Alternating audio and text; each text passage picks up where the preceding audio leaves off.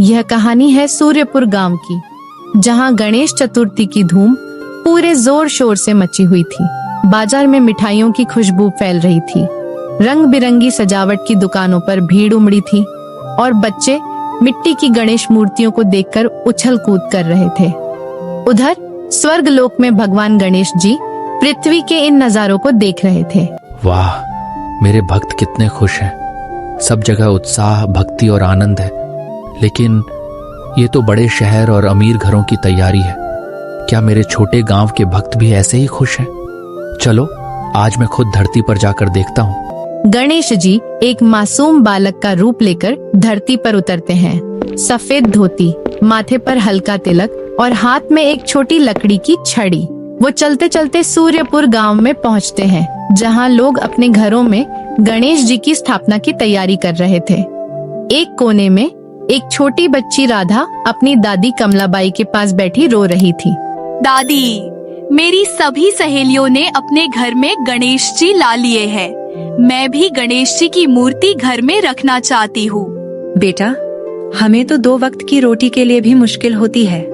अगर हम गणेश जी को घर लाएं, तो हमें अच्छे पकवान, मिठाइयाँ और फूल देने होंगे, और हमारे पास वो सब करने के पैसे नहीं है। मैं नहीं चाहती कि गणेश जी हमारे घर भूखे रहें। अगर पापा मम्मी होते तो हम जरूर गणेश जी को लाते, लेकिन अब तो। गणेश जी बालक रूप में आगे बढ़ते हैं और प्यार से पूछते हैं, मैया, क्या मैं कुछ दिन आपके घर रह सकता हूँ? मेरे पास कोई घर नहीं है। मैं आपके सारे काम में मदद कर दूंगा। बदले में बस एक कोना दे दीजिए रहने के लिए।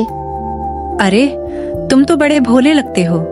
ठीक है बेटा, आधी रोटी में 2 की जगह 3 का हिस्सा हो जाएगा। अगली सुबह बालक ने कहा, आज गणेश चतुर्थी का पहला दिन है, क्यों ना हम भी गणेश जी को घर में लाएं? अरे बेटा, इसके लिए पैसे चाहिए जो हमारे पास नहीं है। पैसा नहीं, भावना चाहिए मैया। गणेश जी भावना से आते हैं, धन से नहीं। आप घर की सफाई शुरू कीजिए, मैं मूर्ति और सामग्री लेकर आता हूँ। बालक बाहर जाता है और अपनी दिव्य शक्ति से एक सुंदर गणेश मूर्ति, ताजे फूल, मिठाइयाँ और पूजा का पूरा सामान उत्पन्न कर लाता है। दादी देखो, हमारे घर भी गणेश जी आ गए।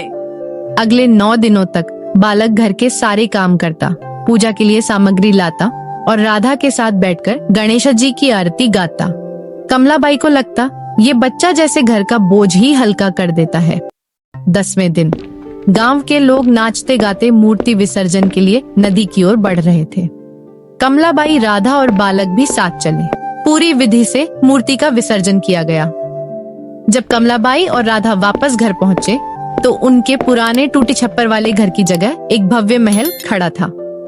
तभी वह दोनों महल के अंदर जाते हैं और देखते हैं कि अंदर सोने के सिक्कों के ढेर रखे थे। दादी, ये सब कैसे हुआ? ये तो गणेश जी का ही आशीर्वाद है। तभी आसमान से दिव्य स्वर गूंजा, मैया, मैं तो सिर्फ 10 दिन के लिए आया था। तुम्हारे भाव ने मुझे बांध लिया, लेकिन अब लौटना होगा। चिंता मत करना, मैं हर साल गणेश चतुर्थी पर तुम्हारे घर आऊंगा। कमलाबाई और राधा समझ गईं कि उनके साथ रहने वाला मासूम बालक कोई और नहीं, स्वयं विघ्नहर्ता गणेश थे। दोनों की आंखों से खुशी के आंसू बहने लगे। उसके बाद कमलाबाई और राधा ने हर साल गणेश चतुर्थी बड़े धूमधाम से मनाना शुरू किया।